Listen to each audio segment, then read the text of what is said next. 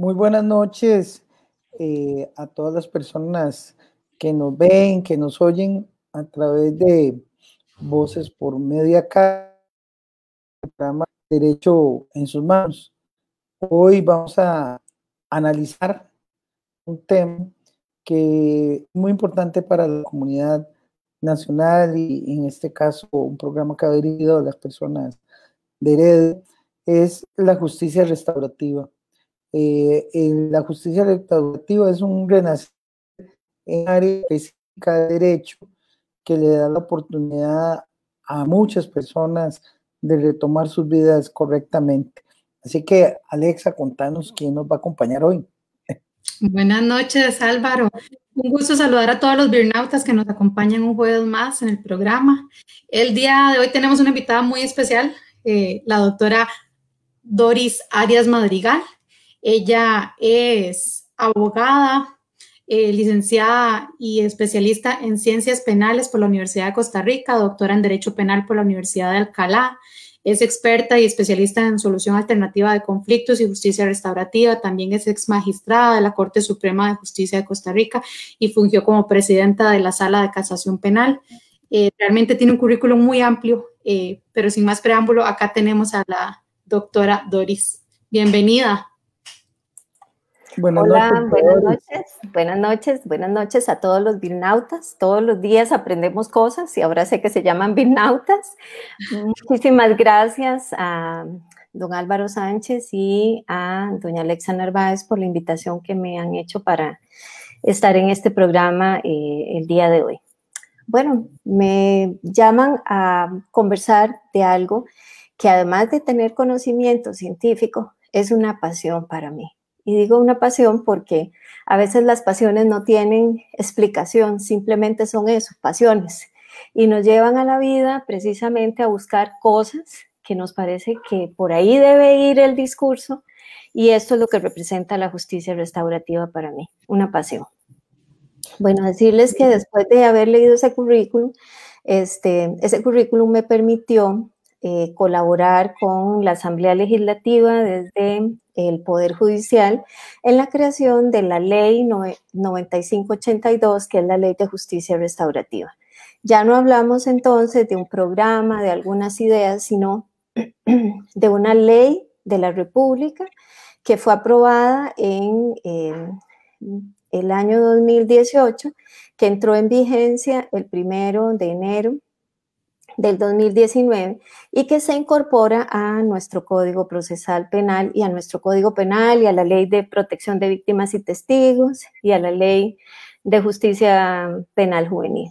Bueno, unos ámbitos de acción muy amplios para la legislación, pero que permiten también un actuar muy interesante con respecto al tratamiento del delito y del delincuente.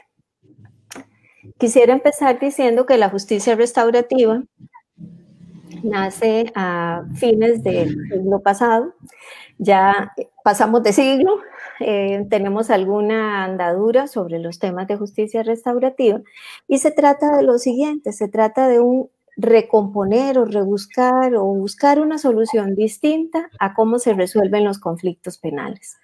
Hasta ahora las soluciones han sido siempre punitivistas. ¿Qué quiere decir eso? Estamos criados desde muy pequeños, desde la tierna infancia incluso, a todo el tema punitivo. Es decir, si usted hace algo, algo le va a pasar. Si comete un delito, le vamos a castigar. Si se porta mal, va a tener un castigo.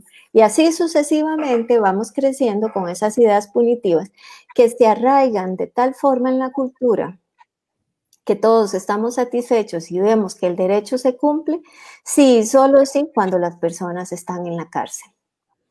Algunas veces nos hemos preguntado, ¿y qué hacemos con estas cárceles tan llenas, tan sobrepobladas? En el caso costarricense hemos tenido, en algunos casos, hacinamiento crítico, y esto nos ha llevado pues a cuestionarnos si todas las personas necesariamente tienen que ir o la respuesta siempre tiene que ser una pena privativa de libertad.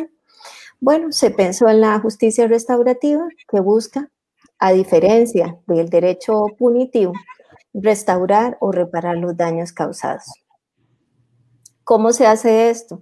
Se hace a través de reuniones restaurativas en las que participa la víctima, el imputado, al que se le denomina ofensor, participa la comunidad y participa también el Departamento de Trabajo Social y Psicología, en este caso del Poder Judicial.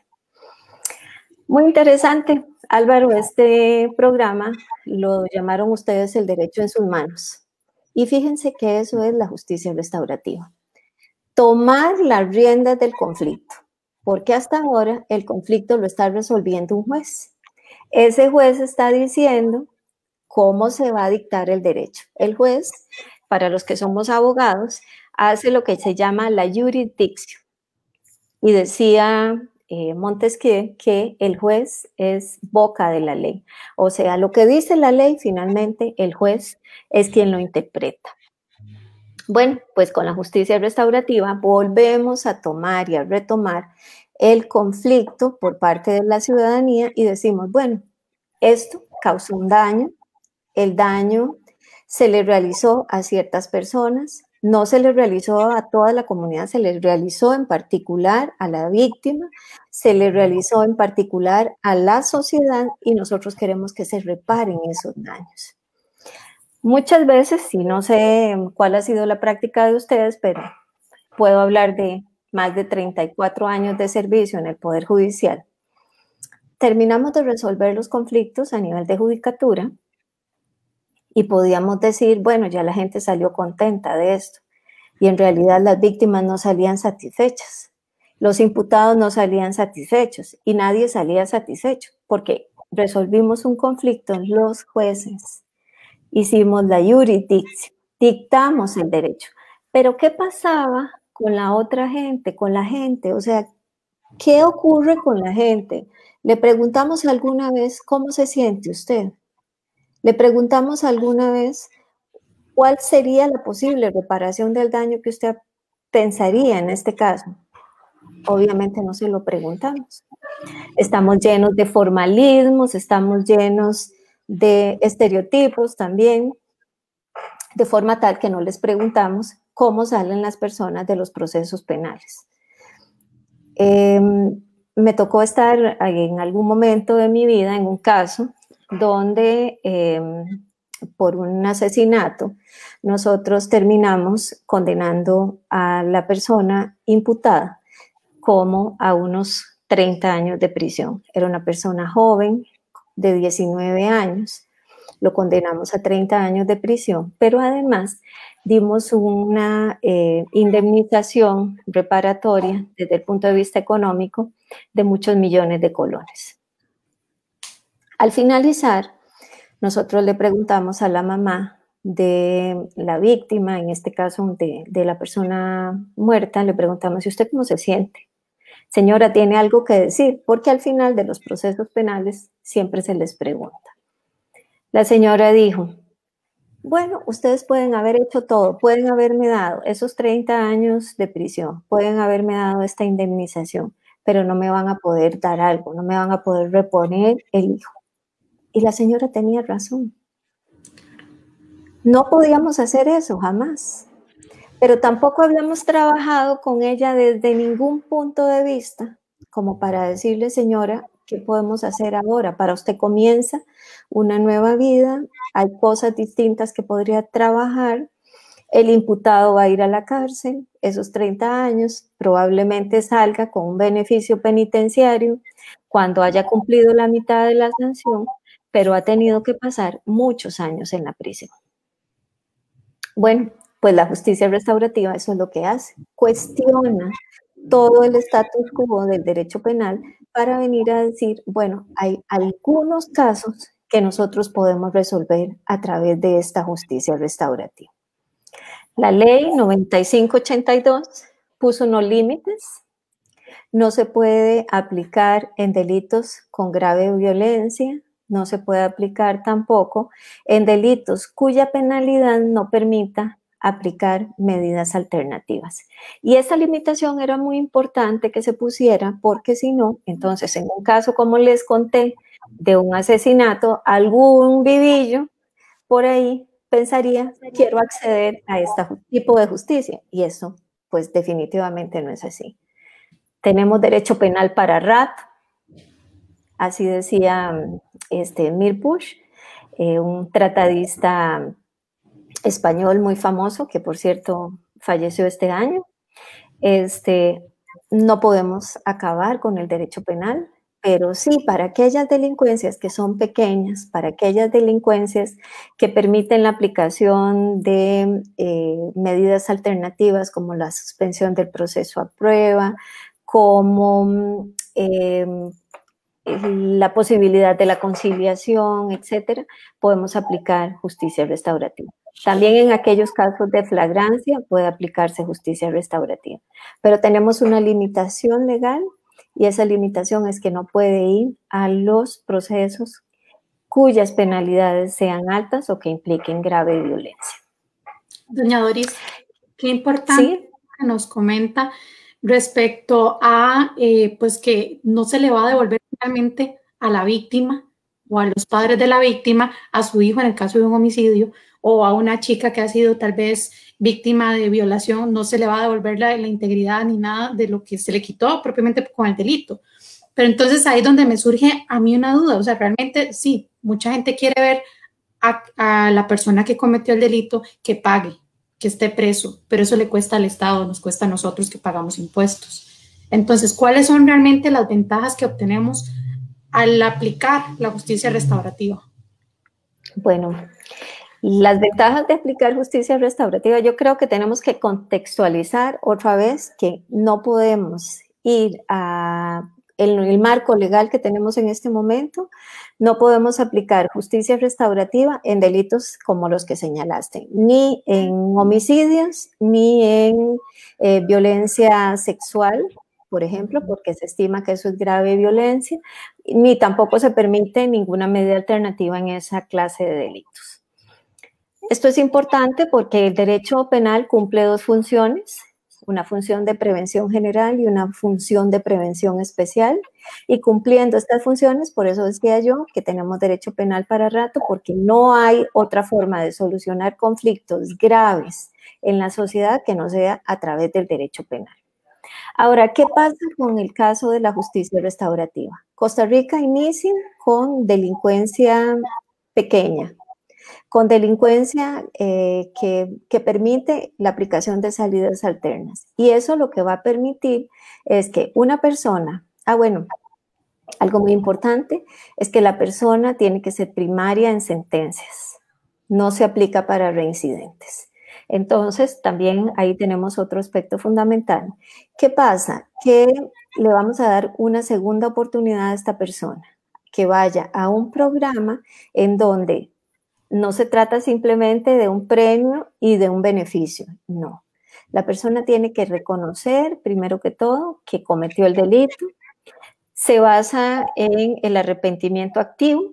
Algunas de las características de la justicia restaurativa implican que el ofensor, o sea, el imputado, es confrontado contra el delito que cometió, es confrontado con la víctima. Él se entera de qué fue lo que le pasó a la víctima, cómo se sintió la víctima, y a partir de eso vienen las respuestas. Hablemos de un delito en el cual se ha aplicado mucho justicia restaurativa. Conducción temeraria. Costa Rica prevé en su legislación que en los casos de conducción temeraria, aquellas personas cuyo nivel de alcohol supere los 70 miligramos de alcohol, puede ir a la cárcel solamente por el hecho de andar con esto. ¿Y eso qué significa? Se toma una persona 2 copas de vino y ya tiene los niveles de alcohol suficientes para poder ser procesado. Muy probablemente esté muy socializado el tomarse 2 copas de vino. Hasta en las actividades gubernamentales se reparte vino. Y muchas veces las personas se toman más de 2 copas de vino. Algunas personas que han cometido este delito son profesionales y podrían experimentar el tener que ir a una cárcel. Entonces, esto le permite una oportunidad de no tener que pasar por la cárcel, sino de ir a un proceso de carácter restaurativo que le va a permitir salir adelante. ¿Cómo? Reconociendo que cometió un delito, ¿sí? El delito de conducción temeraria. Reconociendo que tiene a su vez un problema, probablemente, de consumo de licor y de no freno y de falta de frenos inhibitorios, porque tendríamos que tener la capacidad de decir, ya no voy a seguir consumiendo, porque tengo que manejar y no puedo consumir más de lo que está permitido. Y eso le permitiría ir al programa de justicia restaurativa. Tenemos muchos casos que han trabajado así, muchas personas han tenido esta segunda oportunidad y han salido adelante. ¿Qué ocurre con la justicia restaurativa también? Es una justicia más barata, es una justicia más rápida, y es una justicia que permite una mayor humanización del proceso, en tanto vamos a tener ese contacto vis a vis con el imputado y la víctima. Básicamente, digamos, esas serían las ventajas que tiene la justicia restaurativa. Un poco, doña Doris, en ese sentido, porque está interesante el comentario que hace una de nuestras burnautas, de que dice que prácticamente que el juez o los jueces, ahora utilizando una palabra muy común, viven en una burbuja judicial y a veces no permite ver la realidad de las personas. O sea, ahora digo, la justicia restaurativa permite humanizar, ¿verdad?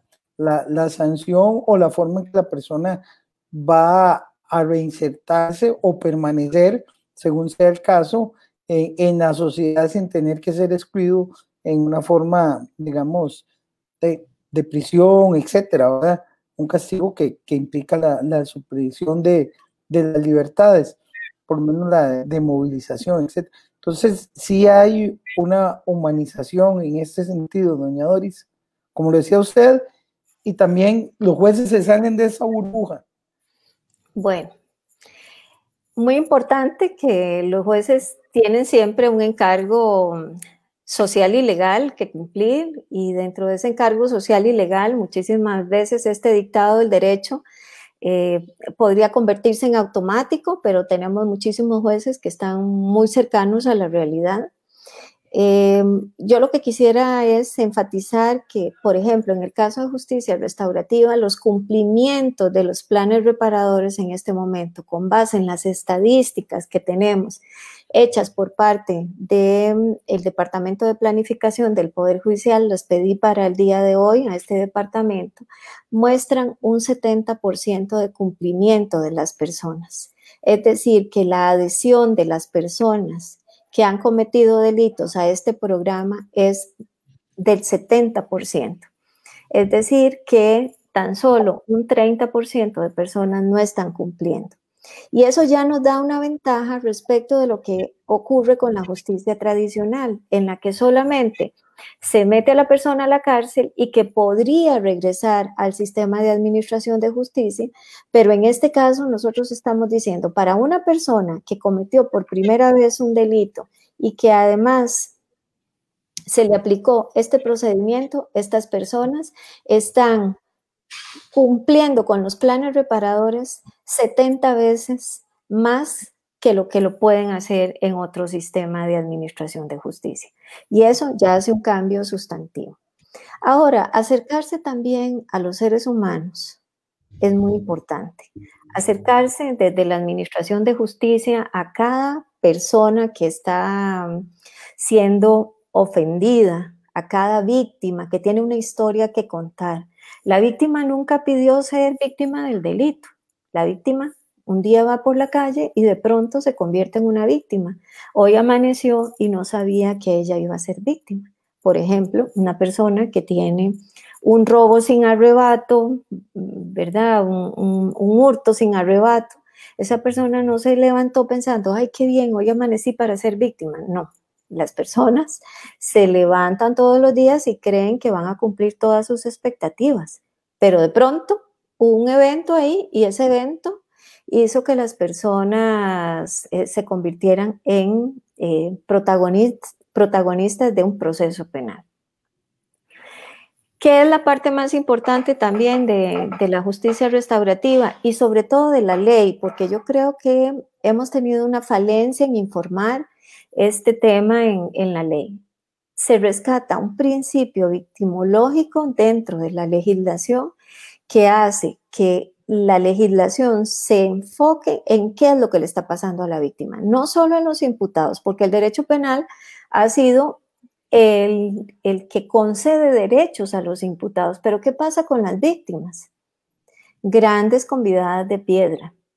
En este caso, la justicia restaurativa modificó la ley de protección de víctimas y testigos al punto que en la modificación de la ley dice específicamente que la víctima tiene derecho precisamente a esa reparación. Imagínense que en la reforma al artículo 54 de la Ley de Protección a Víctimas y Testigos dice que se deberá considerar la restauración, la integración, la rehabilitación, la recuperación y la convivencia pacífica y segura en la familia y la sociedad, para lo cual toda intervención con víctimas debe tener un abordaje integral y holístico con el apoyo de programas restaurativos. Esto yo creo que es el avance más grande que tiene la ley de justicia restaurativa. Lo que pasa es que no ha habido suficiente divulgación, no ha habido suficiente tratamiento del tema de la víctima. ¿Por qué? Porque aquí lo que se está diciendo es que incluso los fondos de protección de víctimas y testigos deben llevar a esta humanización en el trabajo con las víctimas. Esto es un avance que se da con la Ley de Justicia Restaurativa y que permite precisamente eso, permite que visualicemos a la víctima en un entorno de forma tal que ella, como miembro de la sociedad, pueda ser restaurada y reparada. Ahora, bueno, ¿sí? Disculpa, están los burnoutas pues bastante activos hoy con el tema, les ha interesado bastante y pues acá están consultando. Doña Zenia Sánchez nos pregunta, estadísticamente, ¿en cuál o cuáles provincias o cantones ha resultado de mayor éxito el programa de justicia restaurativa? Ahora que decía usted que había solicitado los datos al Poder Judicial. Sí, los datos del Poder Judicial dicen efectivamente que hay resultados favorables. No vienen desglosados los datos por oficinas. Lo que sí es, digamos, los datos generales de seguimiento de medidas durante el periodo, digamos, 2017 a 2018, estos dicen precisamente los datos que les acabo de decir. El programa de justicia restaurativa, la ley, estableció un transitorio y dijo que no en todos los circuitos judiciales iba a haber justicia restaurativa. Solo hay justicia restaurativa en algunos lugares. El programa va avanzando poco a poco. Tendría que decirles también que las proyecciones estadísticas del programa tienden a superar cada día los datos estadísticos. El programa, según los informes de planificación, son resultados muy halagüeños. La tasa de dependencia, que es decir, la tasa de cuánto es lo que dura el Poder Judicial en resolver un caso en justicia tradicional y cuánto es lo que dura un caso en justicia restaurativa, hacen que veamos nosotros los datos estadísticos y veamos, mientras un caso en justicia restaurativa se puede resolver en 3 meses, un caso, ese mismo caso en justicia tradicional puede durar 18 meses. Entonces ahí vemos ya también un cambio en el tema del plazo de la solución del conflicto. Sí. Ha habido también alguna limitación, y esto hay que decirlo. Este criterio punitivista también nos ha llevado a que no en todos los casos el Ministerio Público ha aceptado justicia restaurativa.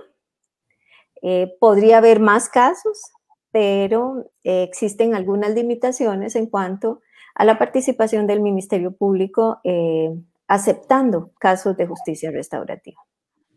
Sí, doña Doris, bueno, como lo decía, hoy Alex y yo generalmente tenemos un guión pero yo creo que la participación principalmente femenina, pues nos obliga a cambiar el guión, ¿verdad, Alexa? Porque sí están muy interactivas las burnoutas. Entonces, por ejemplo, doña Carla Vanessa nos hace una, digamos, observación interesante. Dice que el derecho administrativo lo aplica a través del mecanismo de procedimiento administrativo y que eso, pues, es una forma de justicia restaurativa también desde el punto de vista administrativo, según su apreciación.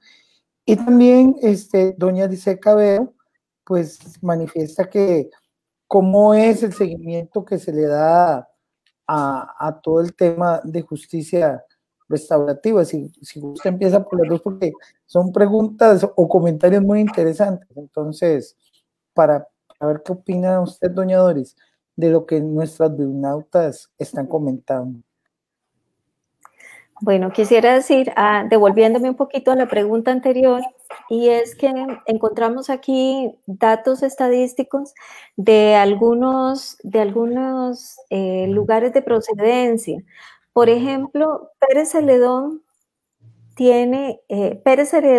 Heredia y Desamparados tienen una gran cantidad de casos en materia penal resueltos por justicia restaurativa. Pérez Celedón, 258 en el 2017 y 414 en el 2018. Heredia, 307 casos en el 2017 y 254 en el 2018. Y Desamparados, en el 2017, 118 casos y en el 2018, 71 casos. Guapiles, 158 casos en el 2018. Lo que les quiero decir es que tenemos una respuesta importante de algunos lugares. Hay mediciones sobre esto. Esto se puede buscar en el sitio web del Poder Judicial. Tienen un sitio web de justicia restaurativa y ahí lo pueden observar. Bueno, en cuanto a la posibilidad de aplicar justicia restaurativa, quiero decirles que aquí hay una ley de justicia restaurativa que es para materia penal. Esto para responderle a Carla Vanessa. Y decirles que el proceso restaurativo no es exclusivo de la materia penal. Es una metodología de trabajo y esa metodología se puede aplicar al proceso penal, al proceso contencioso administrativo. Es ideal para aplicarlo en el proceso familiar. También es ideal para aplicarlo en el proceso laboral, todos los procesos que tengan que ver con el derecho laboral. Y en este momento el Poder Judicial tiene un programa piloto para aplicarlo en las sanciones disciplinarias del personal judicial. ¿Qué hace digamos, esta forma de solución de conflictos? Siempre habla sobre la responsabilidad que tiene que asumir quien violó la norma, cualquier norma, penal, laboral, familia, etcétera. Lo confronta con eso. Luego valora cuáles son los daños que se causaron, ¿verdad? Entonces, por ejemplo, si se trata de un patrono y un trabajador, los daños que se causaron, por ejemplo, por parte de un patrono respecto de un trabajador, y lo confronta directamente. Normalmente en el derecho laboral esto no ocurre. Si además asumimos que en el derecho laboral las normas prácticamente son las del derecho civil, entonces hay que ir a probar todo dentro de un proceso con unas normas que son prácticamente especiales y que vienen del derecho civil, que son un derecho muy rígido, muy diferente del derecho penal, que permite llegar y tener esta serie de conversaciones y de llegar hasta el fondo de los asuntos. Y ni qué decir de la aplicación en el derecho de familia. Por eso, bueno, cuando nosotros iniciamos esto, dijimos, este es un procedimiento penal, pero también es una metodología y es una filosofía de vida. En cuanto a lo que señalaba doña Lisette Cabero, me permito saludar a doña Lisette. Ella trabajó en el programa de justicia restaurativa, se jubiló del Poder Judicial también. Ella trabajó como fiscala y puede dar cuenta, efectivamente, doña Lisette, de el trabajo tan rico que significó iniciar los procesos restaurativos en materia penal. Ella conoció de primera mano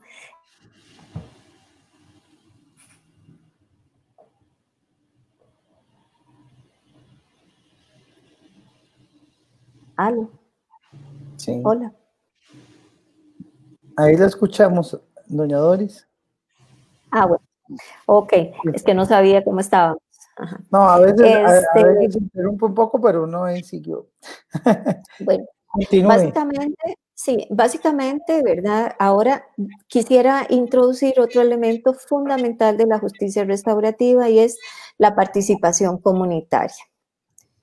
Este es el logro, también uno de los puntos importantísimos de la justicia restaurativa. La comunidad participa, las organizaciones no gubernamentales pueden organizarse dentro de la sociedad y permitir recibir bienes y servicios de la justicia restaurativa. Entonces, por ejemplo, hay un caso un caso se lleva a justicia restaurativa, la persona reconoce el daño causado, por ejemplo, como ocurrió con el caso de la conducción temeraria, y eso implica también que la persona repare el daño de alguna forma a la sociedad. Voy a contarles como heredianos un caso muy lindo que ocurrió aquí en el Club Sport Herediano, respetando a los que no son heredianos, pero... con nosotros no hay problema. No hay problema, bueno. Resulta que una señora venía bajando del castillo, ella estaba pasando por una situación muy difícil y decidió con una amiga tomarse una botella de vino en el castillo. Bajaron del castillo y ahí en San Rafael había un retén policial, el retén la detiene y le logran encontrar a la señora unos niveles de alcohol muy altos en sangre. Esa noche la señora duerme en las celdas de OIJ de Heredia. Se encuentra con un conocido robacarros que comienza a darle consejos de cómo se tiene que comportar ella dentro del proceso penal, pero ella pasa muy mal esa noche porque nunca había estado ligada a una situación de esas. Luego nos damos cuenta que la señora era una psicóloga y que ella podía dar aportes desde el punto de vista de su trabajo con personas menores de edad. Ella comienza a trabajar también en un centro de personas menores de edad abandonadas y ahí, además, abandonadas y discapacitadas. Ahí encuentra la posibilidad de traer al equipo completo. Comienza ella a hacer su servicio comunitario en ese lugar y trae, además de sensibilizarse sobre el tema del abandono del alcohol y de reconocer las dificultades por las que estaba pasando. Además, esta señora acude con el grupo de niños al Club Sport Herediano, que regala, en esa oportunidad el Club Sport Herediano regaló una visita guiada al estadio, antiguo estadio ya desarmado, al antiguo estadio, y los niños fueron obsequiados por algunos de los jugadores con implementos deportivos. Entonces, una situación negativa, como fue conducir bajo los efectos de alcohol, pero en un marco también de una problemática particular por la que estaba pasando esta señora, que tenía una gran depresión y una serie de situaciones, hace que ella se vuelque sobre la comunidad, trabaje con un grupo de niños y después que también otros miembros de la comunidad, como en este caso los miembros del equipo de fútbol, la apoyaron y le permitieron hacer esto. Bueno, ¿qué ha ocurrido con estos aportes que hace la comunidad? Imagínense que en estos documentos que nos facilitaron, se han obtenido entre el año 2017 y el 2018 51.559 horas de servicio comunal. Eso fue lo que los imputados donaron. Entonces, versus tenerlos en la cárcel, a estas donaciones de tiempo en servicio comunitario, 51.551 horas en el 2017 y en el 2018, 198.652 horas de trabajo comunitario donado en favor de la comunidad. También hubo donaciones a instituciones en el 2017 por 46 millones de colones y en el 2018 por 76 millones de colones. Esto lo que nos hace es transformar los conflictos de como los estábamos resolviendo anteriormente a una forma diferente que nos va a permitir decir sí podemos cambiarlo. No necesariamente tenemos que tener a todos en la cárcel. Hay algunos que podrían estar con algunos beneficios, con algunas oportunidades, y esta es una de esas oportunidades. Sí, bueno, doña Doris, con los datos que usted da, aunque no estén en la estadística como tal, pero demuestran que el incremento de horas comunales y el beneficio que significa eso para el país, la parte también económica, como usted decía, sigue en la curva ascendente. Me imagino que este año, a pesar de su particularidad, probablemente el sistema de justicia restaurativa sigue funcionando parecido a como lo venía haciendo antes. Probablemente porque incluso, aquí sí voy a especular de mi parte, pero probablemente porque incluso a la gente la mandan a la casa, ¿verdad? Yo creo que el mismo sistema está dándole la oportunidad a muchas personas de en vez de ir al sistema carcelario, pues tener la oportunidad de que los devuelvan a su casa. El programa, me imagino que asimila muchas también de estas personas, no sé, esa digamos que es mi inquietud en este momento, no sé si hay datos sobre eso, doña Doris. Bueno, la pandemia a todos nos cogió por sorpresa y además nos tomó desprevenidos. Nadie estaba pensando que algo así iba a pasar. Cuando usted quiere un encuentro cara a cara entre la víctima y el ofensor y que haya una reunión restaurativa, eso va a implicar que haya alguna dificultad para hacer estos encuentros. Sin embargo, los datos estadísticos, aunque empezaron a tener una leve baja, fundamentalmente por que no se sabía al principio cómo iban a resolverse, implicaron, perdón, que el Poder Judicial generó un protocolo de actuaciones para las audiencias virtuales en justicia restaurativa. Y lo que se pretendía era eso. Perdón, un segundo. Lo que se pretendía era que a través de este protocolo pudiera resolverse de nuevo con justicia restaurativa, perdón, con las plataformas que generó el Poder Judicial. ¿Me perdonan un segundito? Sí, pues mientras, Alexa, tal vez un comentario de lo que llevamos hasta ahora, ¿verdad? Porque realmente sí, claro. Es muy interesante el análisis de parte de doña Doris. Aquí sí es con solo una persona que salga de ese espacio, realmente ya es positivo. Pero si usted lo ve, de los 70% de las personas que ingresan se aplican, y ya eso es mucho, va en aumento. Y además de ir en aumento, como te decía, con solo una persona, Alexa, es un montón, pero si tú ves, ya casi que en los datos que nos dio doña Doris, estamos hablando de que de casi 1,000 personas, así en redondeo, si había casi 700, ¿verdad? Que han logrado irse restaurando. No sé si querés ampliar un poco más esta parte, porque me parece muy interesante. Sí, definitivamente, don Álvaro. Creo que la justicia restaurativa aporta bastante al sistema penal judicial, no solamente pues la parte penal propiamente, sino la ley penal juvenil, porque ayuda a reinsertarse a aquellos que cometen un delito, no simplemente los limita a pagar una pena, sino a integrarse a la sociedad o retribuir un poco a la sociedad. Entonces, como dice usted, el hecho de que una única persona cumpla ya es un gran avance y es ganancia para el país, es ganancia para todos.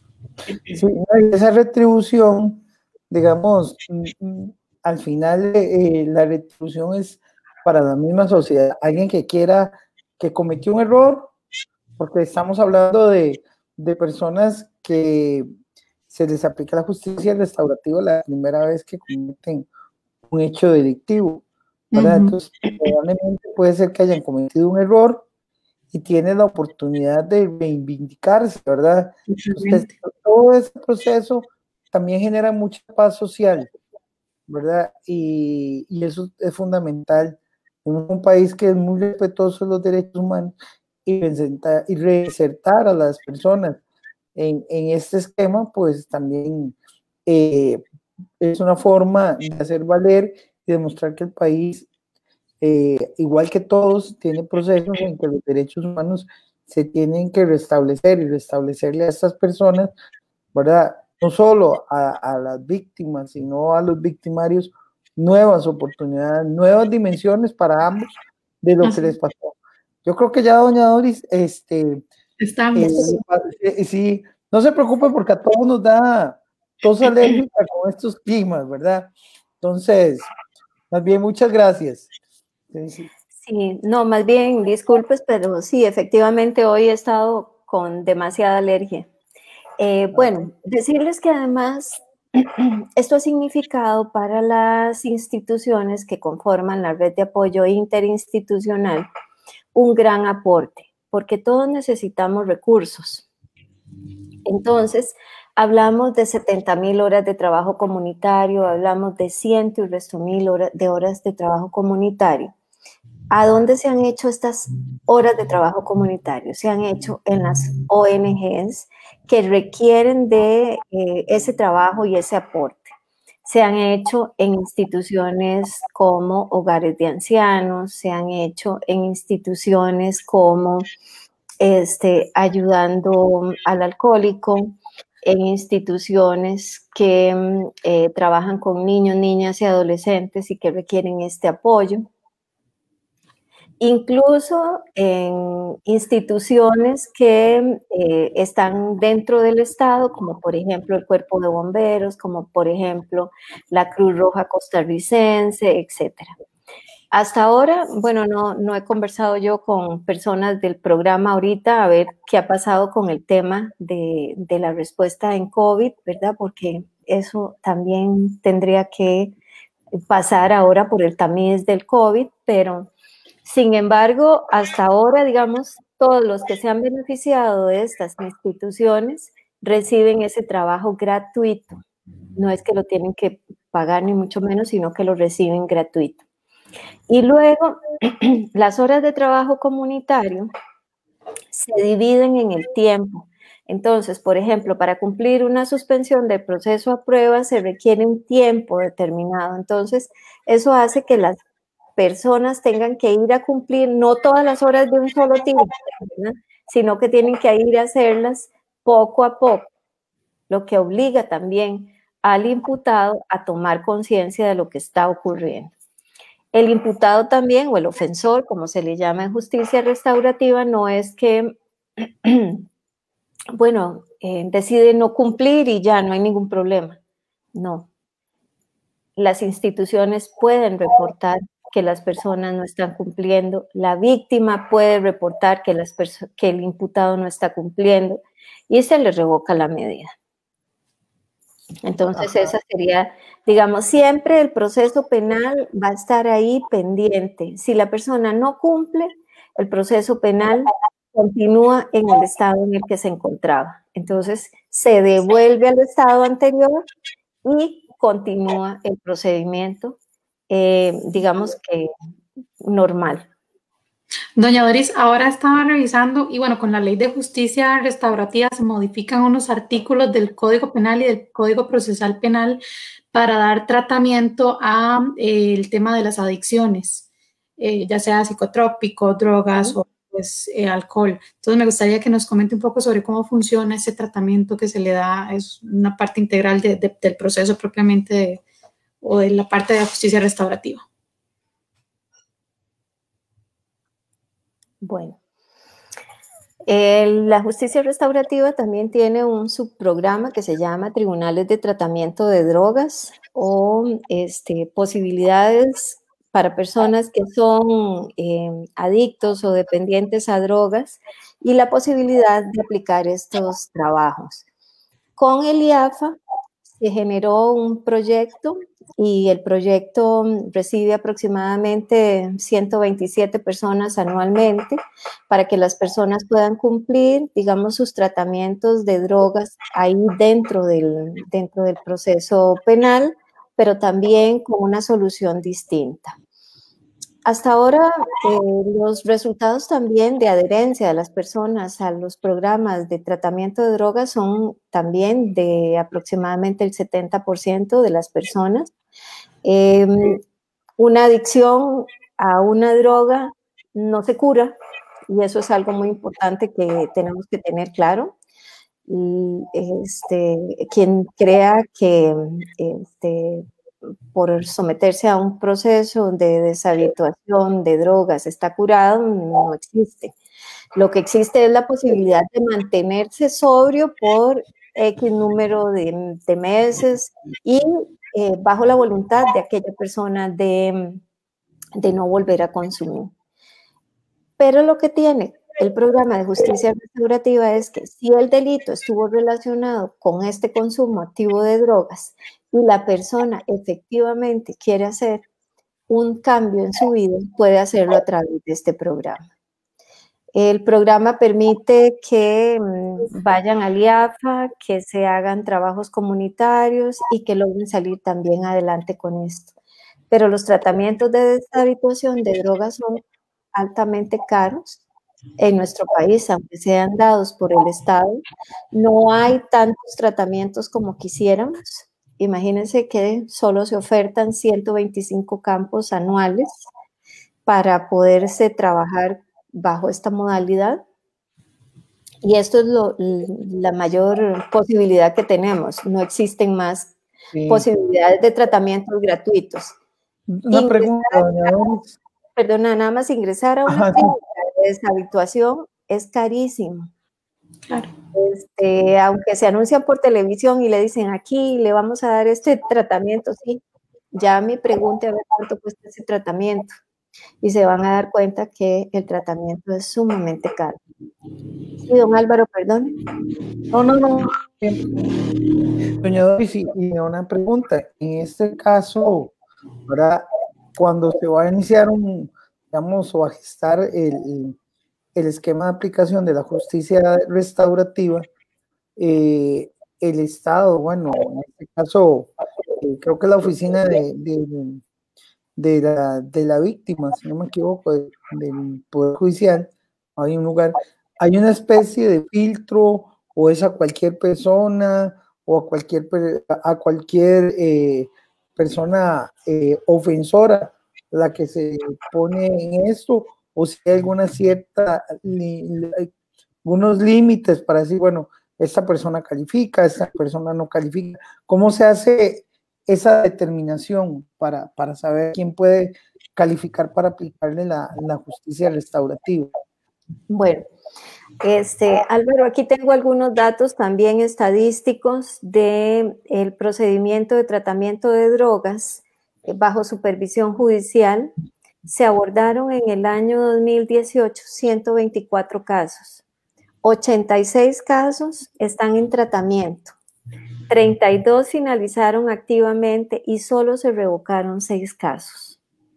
Entonces ven otra vez el tema de cómo la gente se engancha, cómo la gente dice que sí, quiero continuar con el tratamiento, al punto de que a pesar de que tengamos tan pocos tratamientos, 86 de los 124 dijeron que sí, aproximadamente un 70%, sí, igual que lo que pasa en el caso de la justicia restaurativa. Ahora, hacer un análisis de un caso para justicia restaurativa implica también una viabilidad para poder aplicar justicia restaurativa.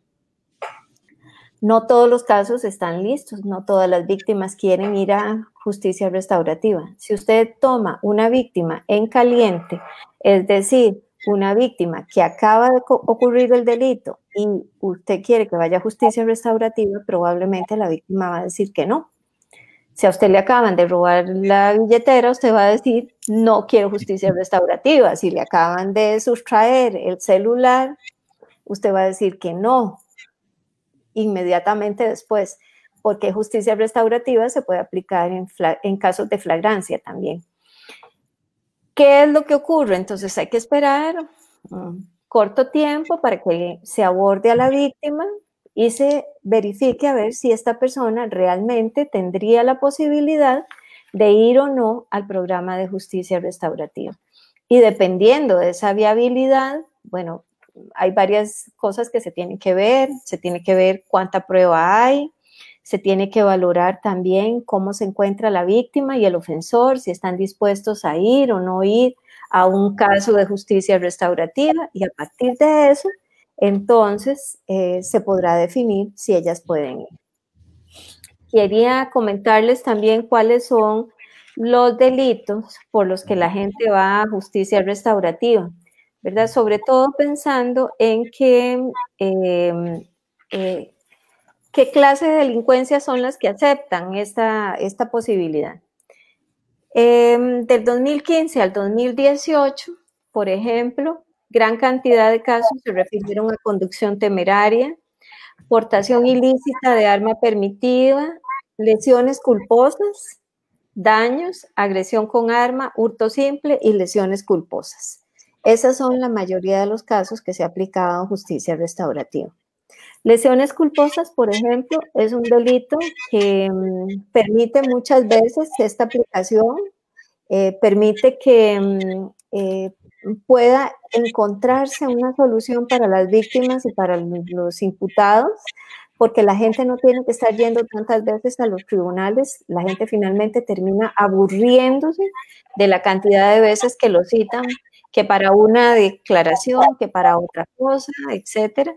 Y entonces esto le ha permitido a que en estos delitos exista la posibilidad de aplicar justicia restaurativa. Sí. No, muchas gracias muy bien por la explicación, doña Doris. Ahorita nos quedan 7 minutos para finalizar el programa. No sé si gusta concluir con algún aporte en específico para los burnoutas. Bueno, en realidad, como les dije al principio, esto para mí es una pasión. Creo firmemente en que la justicia restaurativa se puede realizar. Todo está en abrir nuestras mentes y además de abrir nuestras mentes, que comencemos a permitir que haya otras soluciones a los conflictos, porque el problema que hay es que nos hemos encontrado muchas veces paredes que se constituyen en gente que no permite nada más que soluciones tradicionales. Y frente a esas soluciones tradicionales que lo que quieren es simplemente no conversemos, no hablemos, no busquemos formas distintas de solucionar los conflictos, sino que continuemos con las soluciones tradicionales, y nos estamos perdiendo quizás cosas muy importantes como estas, que la gente realmente se adhiere a los tratamientos, la gente deja de consumir drogas, los imputados cumplen los procesos a los que se han comprometido. En un 70% ellos no cumplieron todos los casos a lo que se comprometieron. La sociedad recibió los beneficios. No le costó al Estado el tener que mantenerlos por años dentro de las cárceles, sino que todo lo contrario, Esto les permitió recibir beneficios a través de horas comunitarias y les permitió también recibir donaciones y les permitió a las personas ofensoras ver que tal vez el camino que llevaban no es el camino correcto, sino que podían tomar otras opciones de vida que permitían salir adelante. Usted dijo algo que me parece muy importante para hacer ya mi última intervención, porque quedan muy poquitos minutos. Y si usted puso, y aquí voy a visualizar como abogado, no hay quite. Hay una balanza. Aquí están los beneficios de todo lo que significa la justicia restaurativa, y aquí están todos los problemas que significa enviar a alguien a prisión, ¿verdad? Entonces, usted lo está diciendo, en prisión la gente probablemente va a adquirir malas conductas o las va a empeorar, etcétera, que eso es casi que muy estadístico. Aquí se está limitando llegar a eso. Me gustaría que en menos de un minuto, porque ya nos queda poquito, Alexa, y Alexa también le queda una intervención, y creo que hay otro comentario por ahí de alguna burnout. Sí, doña Doris, por favor. Bueno, la justicia restaurativa transforma mentes, cambia realidades y podría permitir una justicia del cara al siglo XXI, una justicia más humana, una justicia que se acerque a la realidad de lo que está pasando en la sociedad. Yo creo que el COVID nos trajo algo, nos trajo el pensar que no podemos seguir haciendo las cosas igual, que hay que hacer cambios en nuestra sociedad. Estos cambios no van a venir solos, tienen que venir con la sociedad. Vean todo lo que está pasando en el mundo y vean que lo que está pasando en el mundo tiene un efecto dominó en Costa Rica y un efecto mariposa increíble, al punto que nuestra economía va a verse sumamente golpeada. Entonces, con justicia restaurativa podríamos trabajar frente a esas economías golpeadas que finalmente van a terminar en temas relacionados con delitos. Entonces, yo creo que esta es una buena oportunidad para que nosotros empecemos a trabajar nuevamente y a cambiar los acentos de lo que está ocurriendo en este momento en la situación jurídica del país, que se ve reflejada en, que es el reflejo de lo que va a ocurrir en la sociedad post-pandemia. Claro. Nos dicen las burnoutas, doña Doris, Carla Vanessa, que no se mancha la hoja de delincuencia, y doña Sonia dice la justicia restaurativa es el rostro de los derechos humanos. Coincido definitivamente. Está muy buena esta frase. Bueno, yo creo que de esta manera terminamos, Álvaro, muy agradecidos de tenerla esta noche con nosotros, de verdad que muy contentos de tenerla acá en El Derecho en sus Manos. Esperamos poder contar con su participación en un próximo programa. Álvaro.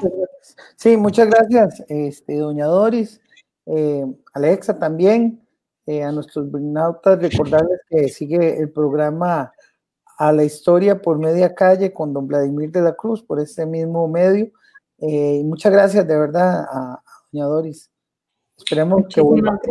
Bueno, gracias a ustedes y haciéndole honor al programa El Derecho en sus Manos, nosotros con la justicia restaurativa tomamos el control del conflicto y decimos hacia dónde va y decimos podemos resolver esto en una forma positiva, no en las formas tradicionales, sino en unas formas nuevas que nos van a permitir ser más seres humanos. Muchas gracias y buenas noches. Buenas noches. Buenas noches a los burnoutas. Muchas gracias, doña Doris. Buenas noches, Álvaro. Buenas noches, Alexa. Buenas noches. Buenas noches, doña Doris.